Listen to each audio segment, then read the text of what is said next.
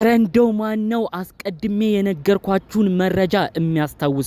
ከዛሬ 3 ቀን በፊት እኮ በዝርዝር ጉዳዩን አውርቼ አጫውቻችሁ ነበረ። በተለይ የሩታ ወንድም በገንዘብ ተገዝቷል፣ ለሩታ ለእህቱ ባል ይዞ እየመጣ ነው፣ ከውጭ የሚመጣ ግለሰብ አለ ብዬ አስቀድሜ ቪዲዮ ሰርቼ ነበር። ያን ቪዲዮ ሰርቼ ራሱ አንዳንድ ሰዎች አረ ያልተጣራ ነገር ይዘህ አትምጣ፣ እንዴት ነው ይህ ወንድሟ አይን አውጥቶ እንደዚህ የሚያረገው? እህቱ ገና በተፋታች ወር እንኳን ሳይሞላት እንዴት እንደዚህ ያስባል? አረባክ መረጃ ምንድነው ብላችሁ ብዙዎች ተናግራችኋል። ይሄንን ሐሳብ ትናንትና ሩታ ቤት ከመለቀቁ በፊት ከ3 ቀን አስቀድሞ ምንም ባልተሰማበት ሁኔታ በራሴ ዩቲዩብ ቻናል ላይ ራሴ ሁሉንም በዝርዝር ነግራችሁ ነበር።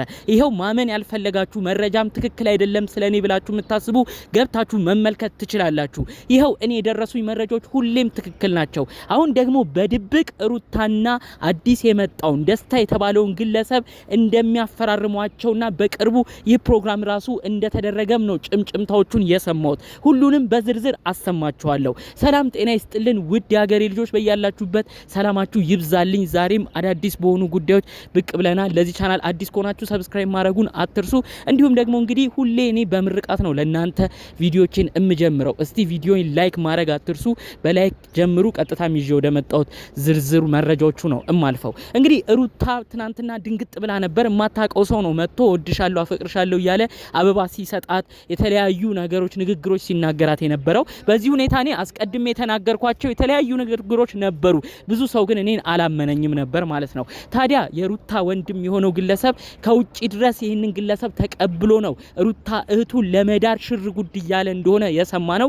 አቻክሎም የፊርማ ስነ ስርዓት ሁኔታው እንዲካሄድም ጭምር ከሰሞኑ እየተሯሯጡ ይገኛሉ። የፊርማ ስነ ስርዓቱ እንዲካሄድ በችኮላ የፈለገበት ምክንያት ዋነኛው ነጥብ ምንድነው? ይሄ ፊርማው ወዲያው ከተካሄደ ፕሮሰሱም ቶሎ ይፈጥናል። እንዲሁም ደግሞ ፕሮሰሳቸውም አሁን ወደ ውጪ የሚሄዱበት ጊዜ ሩቅ አይሆንም። ስለዚህም ነው እንግዲህ ይሄንን ጉዳይ በደንብ እየሰራበት የሚገኘው። የሩታ ወንድም ምንድነው ጥቅሙ? ለምንድን እንደዚህ መሆን ፈለገ ካላችሁ አንድና አንድ ጥቅሙ ምን መሰላችሁ? ያው እሱ ገንዘብ ተቀብሏል። የሩታ ወንድም በጣም ጥቅም የሚፈልግ ሰው ነው። ገንዘብንም አንዴ ከተቀበለ ገንዘብም የሆነ ሰው ከሰጠው የማያረገው ነገር የለም። ታዲያ በገንዘብ ነው እንግዲህ እህቱን እየሸጠ የሚገኘው። ይህን መረጃ አስቀድሜ ደጋግሜ ስናገር አረ በፍጹም አይሆንም፣ እንዴት ባል ያመጣላታል? ሩታም እኮ ትቆጣዋለች፣ የማይሆን ነው ስትሉኝ ነበረ። አሁን በዝርዝር እያያችሁ ነው ያላችሁት። እሷ ይግረማችሁ ደግሞ አሁን በአጭር ቀናት ውስጥ እንዲፈራረሙ ነው የሚሆነው። በግድም እንድትሞሸርና ጠቅልላ ወደ ውጪ እንድትወጣ ነው ወንድሟ እየሰራ የሚገኘው።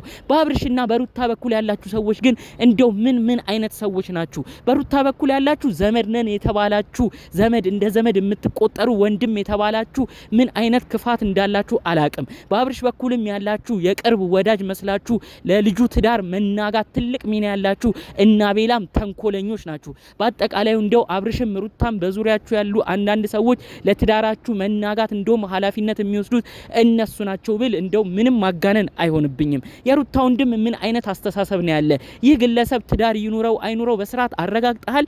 ይህ ግለሰብ ከውጪ መጣ ያልከው ግለሰብ ግድ ከውጪ ስለመጣ እንደዚህ መሆን አለብህ? ይህ ግለሰብ ጸባዩን የእውነት አውቀሃል? ሁሉ ነገሩ ያማረ ሰውነቱ ያማረ የሚገባሽ ጀነን ያለ የሚያኮራሽ ጸባዩን ደስ የሚል እያልክ የምትለፈልፈው አንተ ገንዘብ ዶላር ስላሳፈሰ አንተ ዝም ብለህ እህትህን እሳት ውስጥ ትጨምራለህ። ይህ ግለሰብ ጭራሽ ተቃራኒ የሆነ ጸባይ እንዳለው ነው መረጃዎቹ እየደረሱኝ የሚገኘው። አጋጣሚውን ተጠቅሞ ሩታ ታዋቂ መሆኗን አይቶ በተለይ ደግሞ ዩቲዩብ ላይ ቀድሞ ሲያት ስለነበር ሩታን ይፈልጋት ነበር ነው ያሉት። ከዛ ውጪ ግን ልጁ እንደው ጸባይ እንኳን ያለው አይመስለንም ብለው የነገሩኝ ነገር አለ። እንዴት ነው የሩታ ወንድም ለእህትህ እንደዚህ የምትመኘው? ገንዘብ ካለ ማንንም እንደዚህ ሰው አንስተ ተሸጣለ ማለት ነው። በተለይ እህት ማለት እኮ በጣም እንደራስ የምትታይ ነች፣ እንደራስ የምትጠበቅ ነች። ስለስሙ ወንድም ነህ። የወንድም ትርጉም ግን አታሟላም። ወንድም መከታ፣ ወንድም ጠባቂ ማለት ነው። አንተ ግን እነዚህን ሁሉ ሳታሟላ ጭራሽ እህትህን ለሰው ታስማማለህ። በጣም ያሳፍራል፣ በጣም ያሳዝናል። እባክሽ ሩታ እማታቂው ህይወት ውስጥ እንዳትገቢ። ያንቺ ወንድም የሚያረገው አንደኛ ገንዘብ ተቀብሏል ለጥቅም ሲል፣ ሁለተኛ አብርሽን ለማናደር ለማብሸቅ ሲል የማይገባበት የማይቆፍረው ነገር የለም። እባክሽ ለወንድምሽ ሐሳብ ብለሽ እማትወጪው ነገር ውስጥ አትግቢ።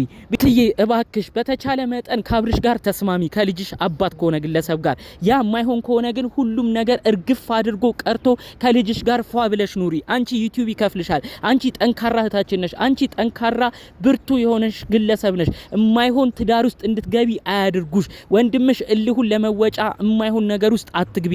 ይህ ግለሰብ ጭራሽ እንደውም እያስመሰለ ነው። ገንዘብን ብሎ የሚመጣ ሰው ደግሞ ከባድ ሁኔታ ውስጥ ይከትሻል። አንድና አንድ ወንድምሽ ያልተረዳው ሰው በገንዘብ ብቻ እንደማይገዛ ነው። ሩታ አንቺ አስተሳሰብሽ ምርጥ የሆንሽ ሰው ነሽ። አንቺ ብቻሽን መቆም እምትችይ ነሽ። በዩቲዩብ ጥሩ እንደሚከፈልሽ እኔ መረጃው አለኝ። ለብቻሽ አታንሺም። እባክሽ የወንድምሽን ምክር ሰምተሽ የማይሆን ስህተትን እንዳትሰሪ። ከዚህ ግለሰብ ጋር አንዴ ፊርማ ተፈራረምሽ ማለት ከባድ ሁኔታ ውስጥ እንድትገቢ ነው የሚሆነው። ከልጁ ጋርም ከባባድ ችግር ውስጥ ነው የሚያጋጥምሽ። አብርሽ በሁኔታው እንናደድበት እንጂ አብርሽ ምንም ቢሆን የዋህ ግለሰብ ነው። አብርሽ ከሄርሜላ ጋር የሚያረገው ነገር ያበሳጨን እንጂ አብርሽ ምንም ቢሆን መሰሪነት ክፋት የለውም። አሁን የምታገቢው ግለሰብ ግን ከባድ የሆነ ግለሰብ ነው። አንዴ እስክትፈርሚ ነው የሚለማመጥሽ። አንዴ ጋብቻ ሁኔታችሁን ውላችሁን እስክታስሪ ነው አበባው ምኑም ስጦታዎቹም ወደፊት የሚጎደጎዱልሽ። ከዛ በኋላ ግን ከባድ ችግር ውስጥ ነው የሚከተሽ። እባክሽ ወንድምሽ የስንት ታናሽሽ ነው። ህይወትም ምንም ነገር በደንብ የማያግለሰብ ነው። እሱ የመከረሽን ምክር ይዘሽ ሌላ ችግር ውስጥ ባትገቢ ባይ ነኝ። እንዲሁም ደግሞ በሌላ በኩል ሄርሜላ ቤት የተለቀቀ አንድ ቪዲዮ አለ። ሄርሜላ እንደ ፕራንክ ነገር ደግሞ አርጋ አብርሽን ድጋሜ የሆነ ነገር ትሪክ ለመስራት አስበዋል። ምንድነው ያሰበችው? እማላቀው ሰው ቤቴ ገባብኝ ብላ ደንግጣ አንድ ቪዲዮ ሰርተው አጋርተው ነበር ማለት ነው። ያው በስተመጨረሻ ፕራንክ ነው ብለዋል ማለት ነው። አብርሽ ይሄን ጉዳይ አትመን። ሄርሜላ በቀጣይ ምን ልትል ትችላለች? እንደዚህ ሰው እየመጣ እያስደነገጠኝ ነው፣ ብቻዬን ስኖርም ሰው እያስፈራራኝ ነው፣ ስለዚህ አሁን ሰው ያስፈልገኛል ብላ በሲስተም ወደ ቤቷ ልትመልስ ነው። እባክህ ይሄን ጉዳይ ንቀባት። ይሄን ጉዳይ ብዙዎቻችሁ ታስታውሳላችሁ። ሽርሽር ኩሪፍቱ በሄዱበት ቅጽበትም ሌሊቱ ያስፈራል፣ የተያዘው ሩም ያስፈራል፣ ብቻዬን አላድርም ብላ አንተ ወደዛ ሩም መተ እንድታድር ትልቅ ነገር ስታደርግ ነበረ።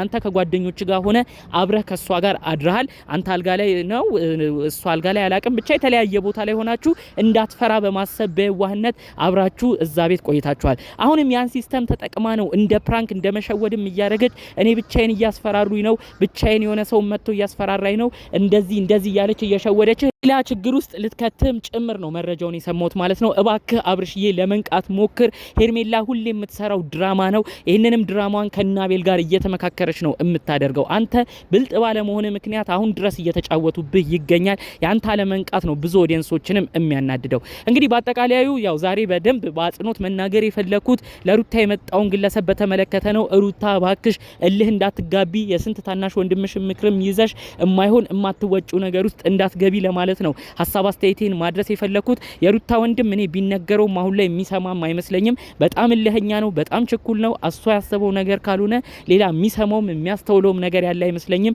እሱም ብንናገር ብንቆጣውም ካለው ነገር ይቆጠባል ብዬም አላስብም። ልንቆጣው የምንችለው ልንገስጽ የምንችለው ሩትዬ ነው።